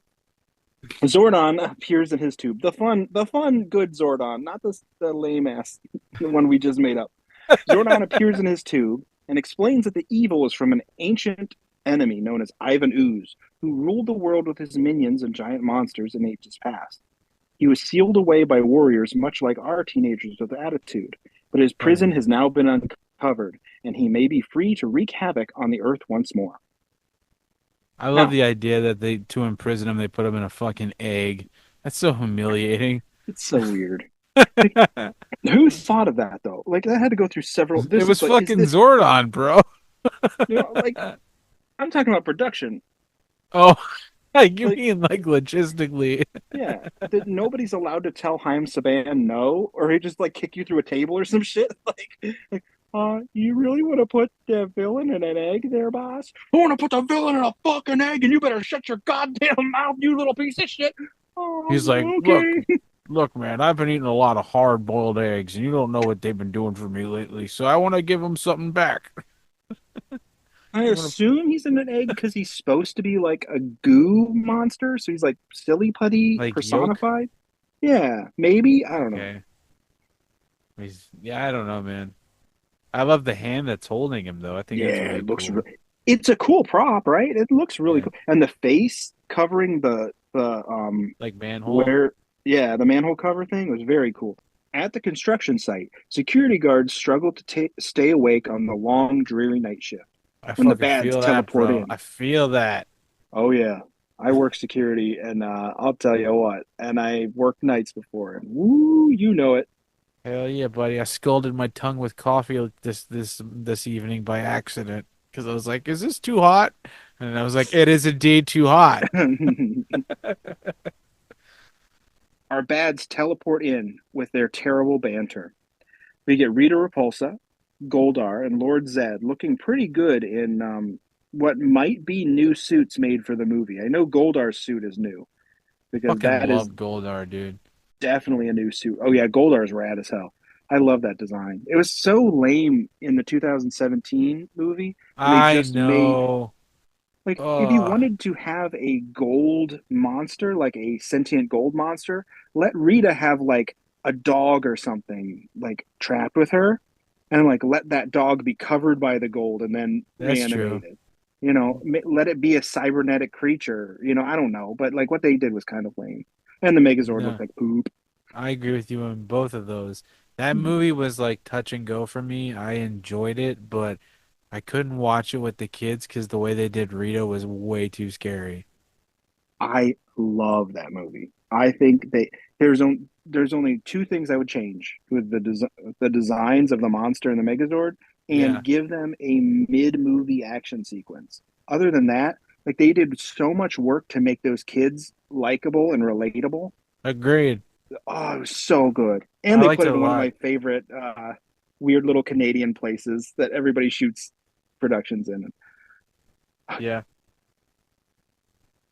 Lord Zed, I think Lord Zed's costume is new because he looked like he had more detail to him, Yeah, I but think I'm a not lot of the sure. costumes are newer and more like I know punched up and stuff. specifically Goldar's is because he has a new head and like his gold is a different color and it's the whole thing. Lord Zed blasts the guards and opens up Ivan's egg, revealing a goopy, sticky puddle that morphs with all the uncanniness of a Capri Sun commercial into the figure of a very theatrical, very silly man, the eponymous Ivan Ooze. Hell yeah. And you know who the actor playing Ivan Ooze is? No, I don't. That is Paul Freeman. You might know him from being Balak in Raiders of the Lost Ark. Nope. Oh, you don't know the Belgian guy from Raiders? No, He man, gets I've only seen the Indiana Jones movies like once a piece. I was never a huge fan of those. Don't hate you me. you oh, we're gonna watch it for the show then because Uh, I'll give it Indy is another my go. Indy is my shit. I You don't watched like them with Indy? I watched them with my dad. I didn't, and I think that that might have tainted it as well because he was just fucking insufferable with that stuff because he was just like looking at this and looking at this and I'm like, oh, let me watch it. Let me watch it. So maybe I'll like it if I get to watch No, it. no, no, no, no. No, sir. I'm not going to take Uh, that for an answer. uh, Donnie, Donovan, little buddy, little friend, little guy. oh no. I just heard what I would call a big old heel turn happen on your side of the old ocean. And big Oh, Uncle the Steve over ocean. here, I Oh don't God. appreciate that whatsoever. Because Oh you got your no. Indiana Jones. That's an American treasure right there. And I think Right. you're dirty rotten heel because you don't like no Indiana Jones. And you got a problem with short round. You got a problem with short round. You got a problem with old Uncle Steve. And that's I the feel bottom like line. Short Round is not aged well. Yeah, short round's a fine dude. You know, I met him once. That No, I mean like the good character. dude, nice dude. And I think I just think you're a meanie. I'm trying to be more Sometimes calm because last time I got a little aggressive. But I like Indiana Jones, and I think you need to shut your yapper. I think that he this belongs in a museum. Thank you, Steve. We're talking about Power Rangers. Oh yeah, you're talking about a nerdy ass, day Yeah, glow nerd ass stuff. looking giant robots nerd stuff. I'm just going to sit over here and I'm going to listen. I'm going to make sure that old Donovan ain't talking no more mess about Indiana Jones. I'm going to have to walk over there to where he lives in the Midwest and give him a good smack in the face. Yeah, We don't don't need make that. don't Just make me hit you chill out. with the Kalima. You can't call him a wet paper bag, and that's the bottom line. Okay, Steve. Kalima. All right, Steve. I used to attack my kids with that shit. I like you come at them and be like Kalima. Like what the fuck is that? I'm like, I'm about to steal your heart. You want to talk about Christians justifying all kinds of shit? We'll talk about Indiana Jones later because Indiana Jones is just Christians trying to desperately want to have a action series that they can like oh yeah, You're not convincing me to watch it again. they open the Ark of the Covenant. It proves God is real. Like, Ah, my face is melted. Temple of Doom is my favorite one though. I just like because the guy Temple of says Doom. Kaliman pulls the dude's heart out. No, it's just creepy too. I like the atmosphere of it. And there's the first one I saw when they cut open the snake and the baby ones came out and they ate the monkey Hmm. heads. I was like, this is the coolest fucking thing I've ever seen. Uh, it's also markedly and remarkably the most racist one too, because it's super Great. racist against Thanks for Indian throwing that people. at me. I saw it when I was like But 8, all right? I didn't know these things. oh, Temple of Doom's my favorite too, and I know a Okay. lot about Indiana Jones. I like Temple of Doom because of what you just said, the atmosphere and the Yes. horror elements. But we're not talking about Indiana Jones right now. We're talking about Well, Power Rangers. oh yeah, Steve we got were me all saying that distracted. we were saying that we were talking about the new one. I just wanted to say that I also very thoroughly enjoyed the new one. The only thing I didn't like was how scary they made Rita because it was hard to watch it as a family because of that. Yeah. Because she had to like eat people to grow Hmm. back. I liked it as like my own personal thing. I was like, this is fucking metal. This is really cool and Yeah. dark. Did you Uh, see in her staff? One of the things making up her staff is like a human jawbone. yes, There's like that's people's teeth in it. that's what I'm So saying. It was cool. fucking cool, but like not cool to watch with my little kids because they were like, "Ah." I was like, oh shit, And she's eating that man. when we watched it in the theater and the Megazord literally German suplexes Goldar, like I stood up in the theater and I was clapping, and my wife was like, "Sit down, you fool!" I was That's just like, awesome. "Yeah, he just gave him a German from the top rope, from the top rope."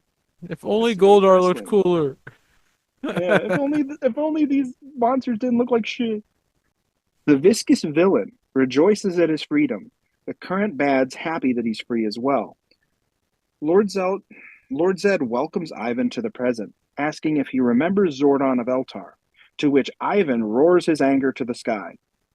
Lord Zed asks Ivan to destroy Zordon, to which he agrees gleefully, and our familiar bads are gone for most of the rest of the movie, which really kind of sucks because like Right. we could have seen more of like our familiar bad guys. At And least Goldar Ivan, sticks around though.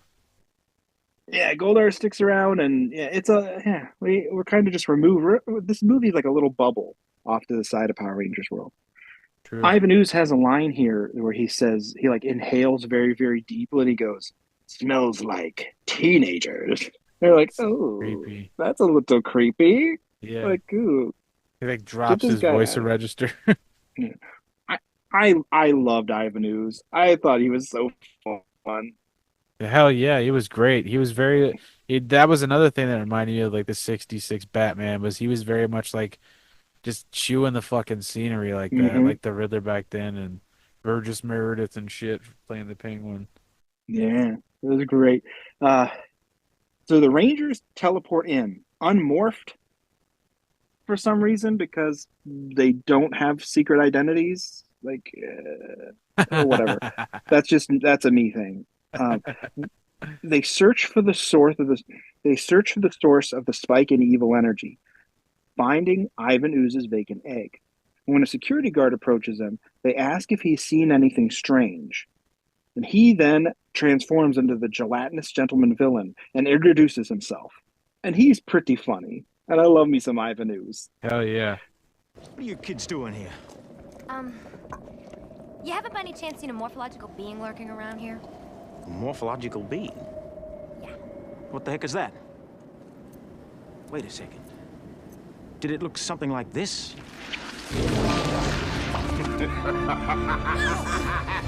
Ew, gross. Too kind. Allow me to introduce myself. I'm the galactically feared, globally reviled, universally despised. They call me Ivan Ooze. Well, pack your bags, because we're sending you right back where you came from. He, a teenager with a big mouth. Not much has changed in 6,000 years. You obviously don't know who you're dealing with, Mr. Raisinhead. Really? Yeah, we're the Power Rangers. Woo! Where's my autograph book? Ah! Power Rangers, huh? So, Zordon still using a bunch of kids to do his dirty work. When they reveal themselves, still unmorphed as the Power Rangers, Ivan summons a bunch of minion foot soldiers and zips away in a bolt of purple light. Say hi to my kids. A full-on Ranger fight scene happens, straight from small screen to large, with zero improvement or differences from the show, complete with utterly pointless acrobatics and bad one-liners, as the minions Hey. prove too much for the 16s, all the time accompanied by the weirdest video game ass song ever. And Action I, boy now. yeah, like, what is this? Me and my wife Action sing that girl all the now. fucking time, dude. What? We stand in the kitchen. I'm like, action girl now. What? Like, I'm like, what is this song? It's so Action boy. shitty. But like, That fucking there's fight no scene though, upgrade. dude. It has some of the best one-liners, dude. Oh my God. I don't know. There's no improvement from the show. It's the same stuff. It's better cinematography though. Is it? There's Yeah, a man. bunch of back handsprings that mean nothing. Like everybody's doing back handsprings in the show, and like they don't need to. Right, one of There's the a bad point. guys just has to throw something at one of them. There's a point when Billy just needs to run over to where Kimberly's fighting a monster, and instead of just like going there, he goes back handspring across the screen, and then Kimberly's like, "Oh, let's go," and she back handsprings away from where Billy back handspring too. It's like, what are you guys doing? They just do it because they can. They do it because they're so extreme. Finally, cornered and hard pressed by the minions, the Rangers finally decide to morph. And the race is on. And here's what we all came to see. We Fuck get a yeah. full Ranger roll call and Morphin sequence as we finally see the new movie suits and our six Rangers in full uniform looking like $1 million fucking dollars. That fucking guitar kicks in, dude. It's like gagana, gagana, gagana, Mm-hmm. gagana. You're like, oh You're like, shit. fucking It's go.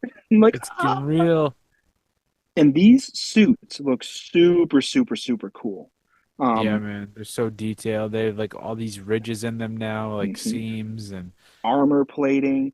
it's These so cool. suits were 40 pounds each extra on the stunt performers.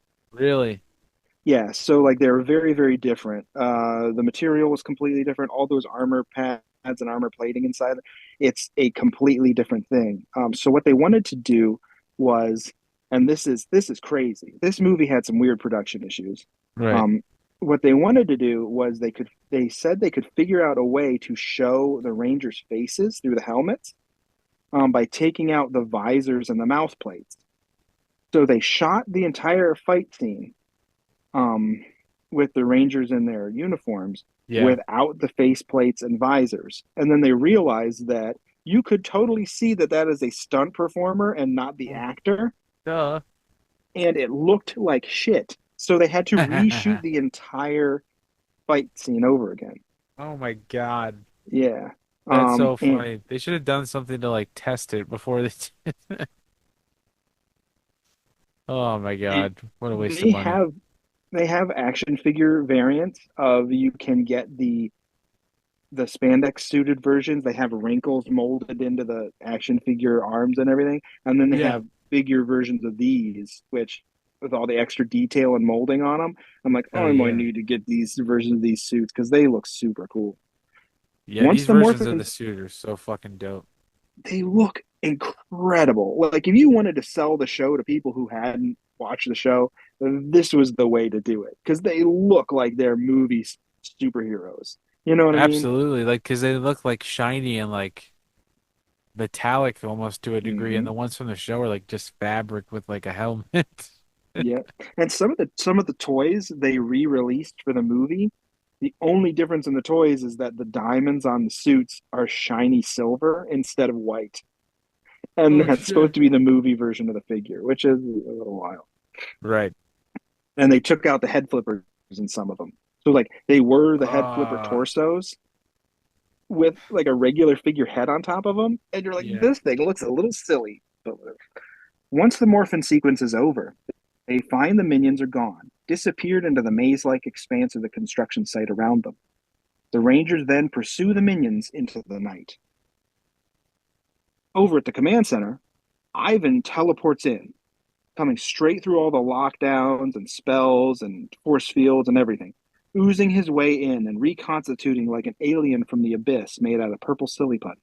Hell yeah. Ivan confronts his old enemy, goofing and being rad as hell. He's mad that Zordon robbed him of his empire and witnessing the most miserable eras of human existence. And he like lists all these terrible things that happened to people. And he's like, I could have watched this. I could have watched that. I And missed out he on all these things. like, I could have been there because he's so evil. And I thought that was pretty funny. But Yeah. Ivan lays waste to the brand new command center in a barrage of purple lasers. I also want to. Sorry. Ah.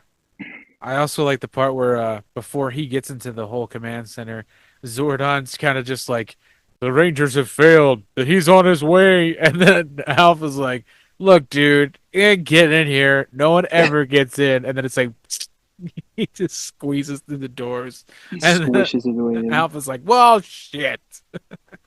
At the construction site, the Rangers proceed with caution, searching for the Ivan's minions rather than the mucilaginous villain himself.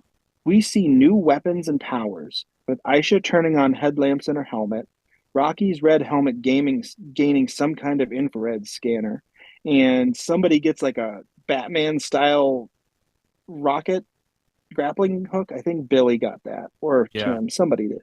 The minions attack, and we get the first suited fight in the film with more one liners, Oh more my pointless God, yes. backhand springs, and metric shit tons of ki-yis and he-yas. And don't forget all the cartoon sound effects, the splats. These minions like make the weirdest sounds like they're confused. They go like, uh-oh, uh-oh. It It's sounds the like Link from Legend of Zelda at some points. You're like, oh god. My favorites New were the uh-ohs. There's a part where they all get squished by a giant thing of bricks. There's like six of them, and all of them have the same voice. It's just like overlapped. It's like, uh-oh, uh-oh. new weapons like a thunder whip and a grappling gun are introduced, and Hell they beat yeah. up all the minions until their suits forcibly disappear, unmorphing them and robbing them of their powers. When That's my Tommy favorite tries part to, because Billy goes, "We must have lost our powers." oh, really? Oh, really? You're supposed to be the smart one, William. Exactly. This is the kind of insight they go to Billy for. You know what I mean? Like, Yeah. there's only one person that can provide that kind of minute analysis of a situation. Oh, we must have lost our powers, you guys. Oh, I'm so mad that I don't have video for this podcast because I wanted to line up all my Power Ranger shit behind me, but I cannot do that. And I am Hey, robbed. well, Robbed. you know what? This Robbed. is looking like we're going to be doing a two-parter on this, so you might have the Yeah, opportunity tomorrow. right. That's what we get for talking too much shit.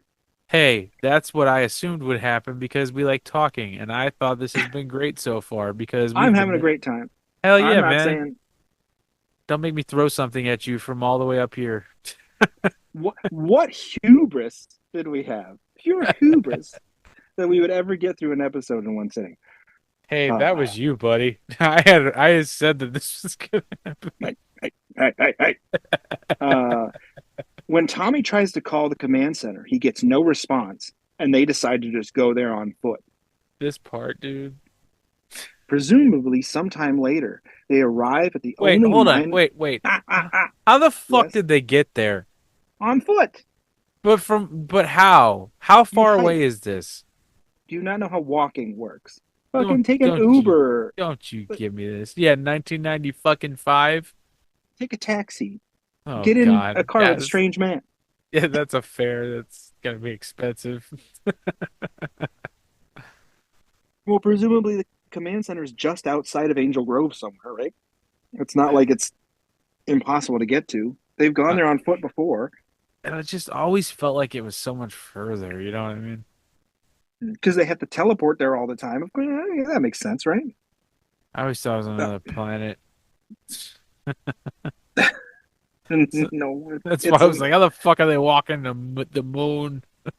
it, the joke is that like literally it's right outside of town, and if they just tilt the camera 30 degrees, like pan over 30 degrees, it'll just be there. And so they didn't actually have to walk that far at all. It's the Like, oh, we fucking gotta go to the command center, guys, and let's ride our bikes for 10 minutes.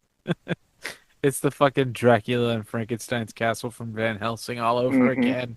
There's no sense of like geography or any kind of sense of scale. It's just there. God damn it, just fucking walk, I guess. Presumably, sometime later, they arrive at the only minorly messed up command center. Far better destruction in the show. This version of like Zordon being destroyed and the command center being annihilated is so much better in the TV show. Presumably because they actually had a miniature model of that command center that they blew up. It looked Oh, really cool. To find Zordon's time tube. my What tubes was are I thinking? tied, Rangers. Oh my God! But I couldn't do it without the sign off of my husband.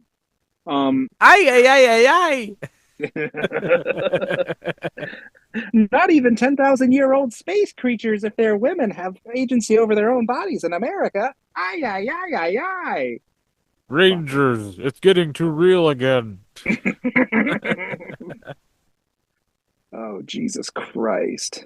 I gotta say that I never saw Zordon the same again after seeing this.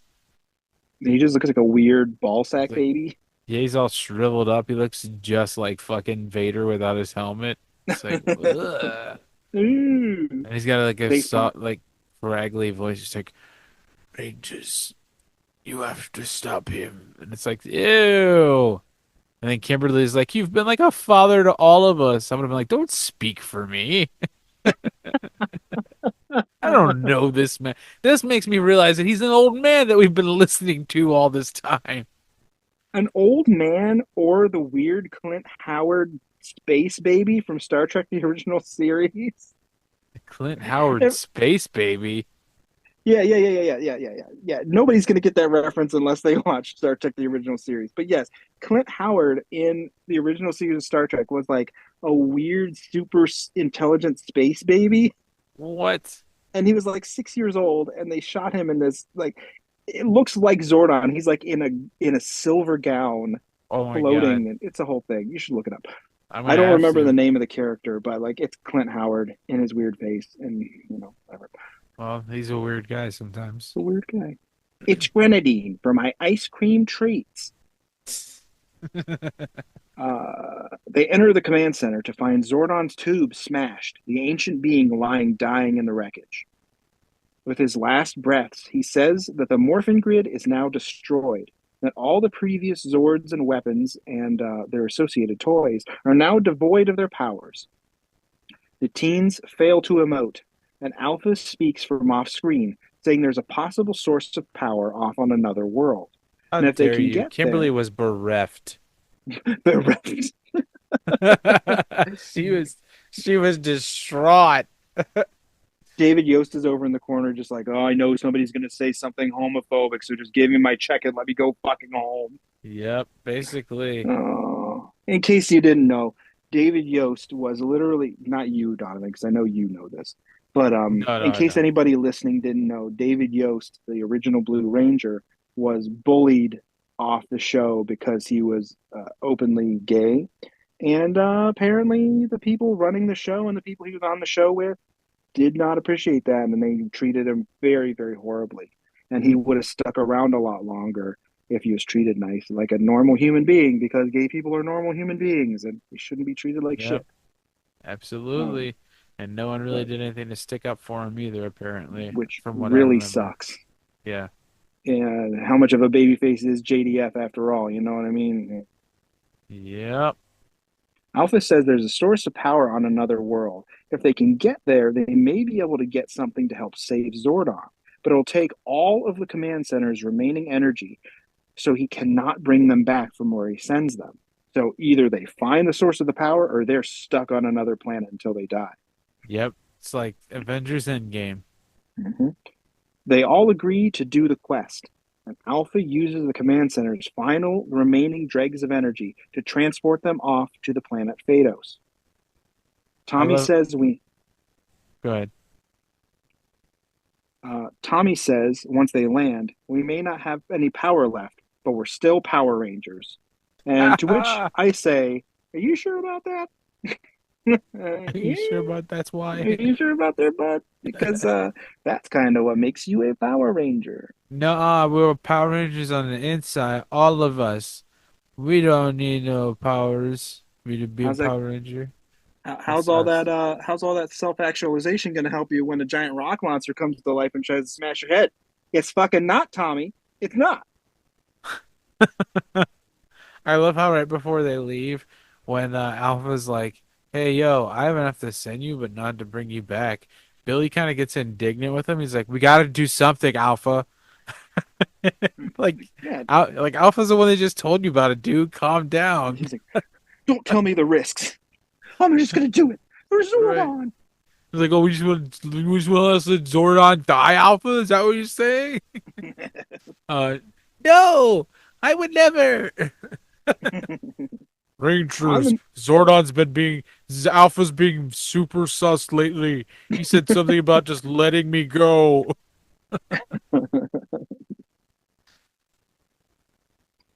Rangers, I have a peanut allergy, and I distinctly remember Alpha having a peanut butter sandwich in the break room.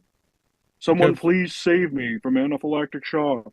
kept saying just one little nibble won't kill you, and I kept saying it literally will. He kept saying, come on, give me a smooch, and trying to breathe on my tube. But it's a good job that I have a tube, and his breath can't get to me, because I would die of anaphylactic It's the shock. main reason he broke my goddamn tube was to give me a peanut butter kiss.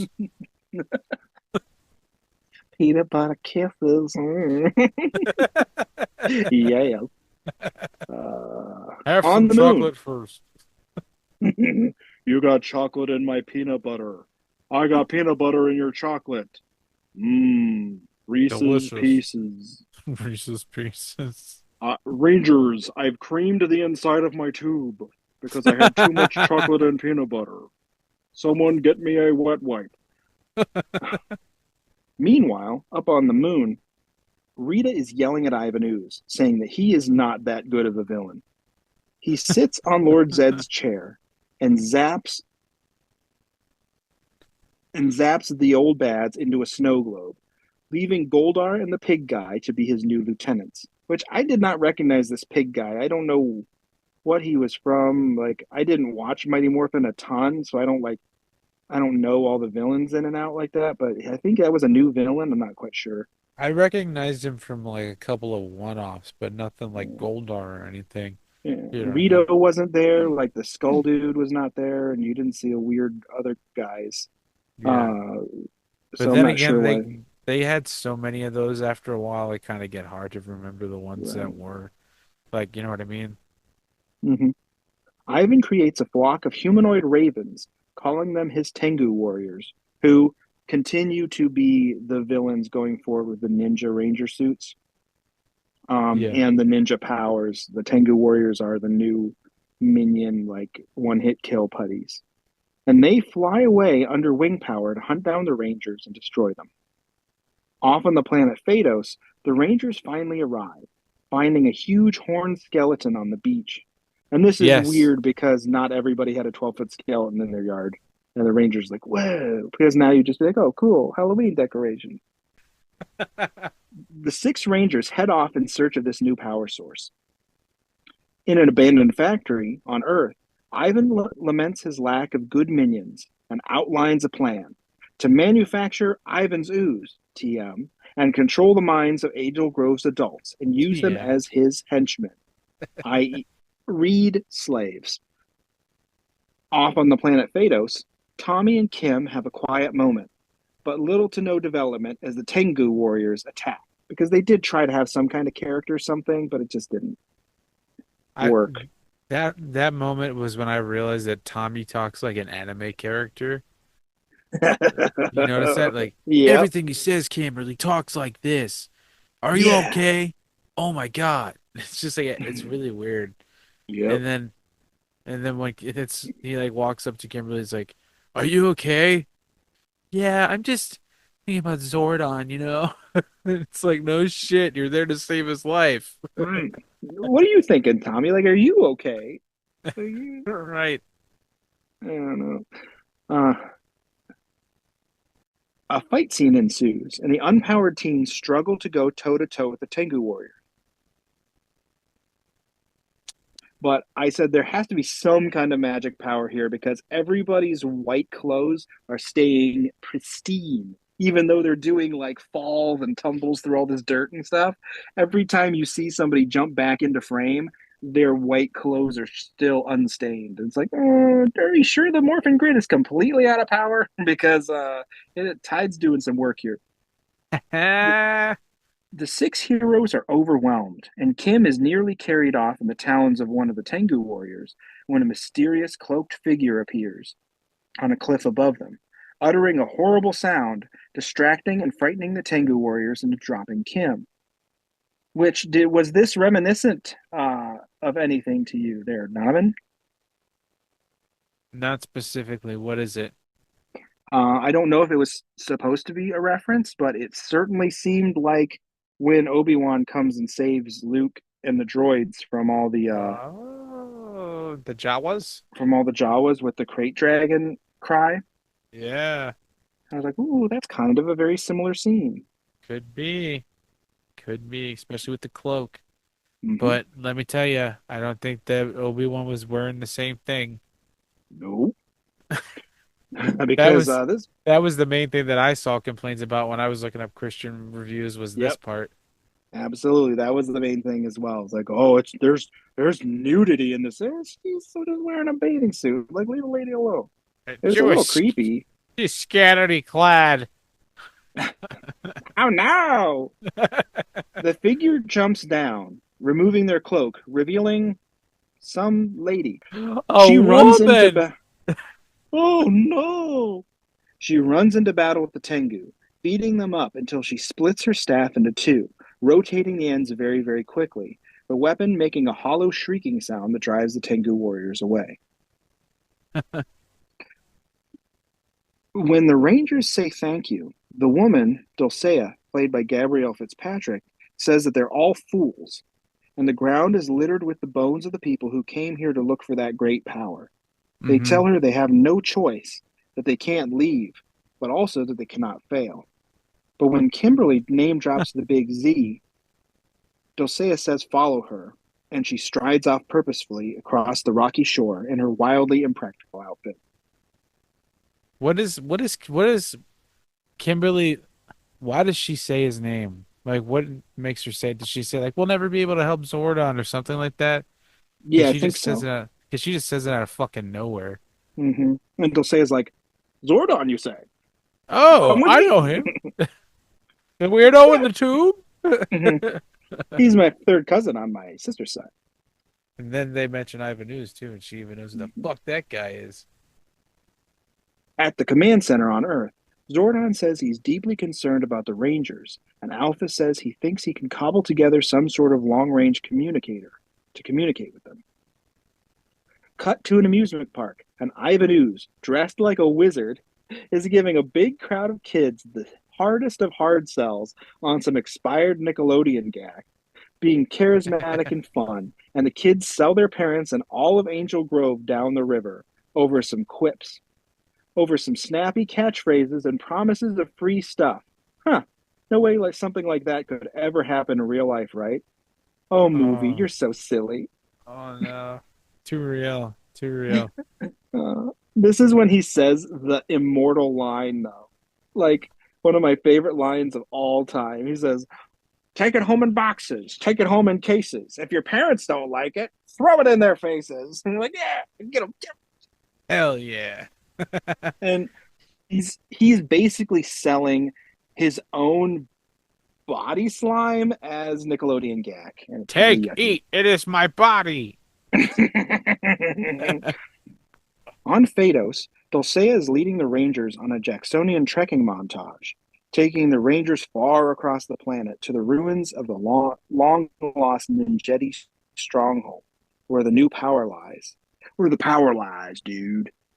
Saying the big old monolith that's off in the distance is unreachable, but if they call upon the animal spirits of the Ninjeti, they may gain some help. And a little production note here, Dulcea's actress, once she was cast, Miss Fitzpatrick, got really sick after a bunch of stuff was like shot with her.